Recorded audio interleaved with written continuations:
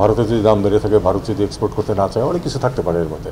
তবে একটা তথ্য আমি আপনাদের সাথে শেয়ার করি, সেটা হলো গত 30 বছরে মাথাপিছু পেঁয়াজের কনজাম্পশন বেড়েছে দ্বিগুণ বাংলাদেশে।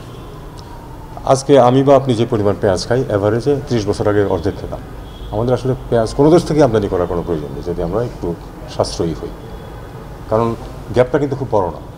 26 লাখ টনের মধ্যে আবার 5-6 লাখ টন আমাদের ইম্পোর্ট করতে হয়। আসলে 20 লাখ টনও যদি আমরা পেঁয়াজ খাই এখন, সেটা কিন্তু মাথাপিছু আমাদের কনজাম্পশন 10 বছর 15 বছর আগের তুলনায় বেশি।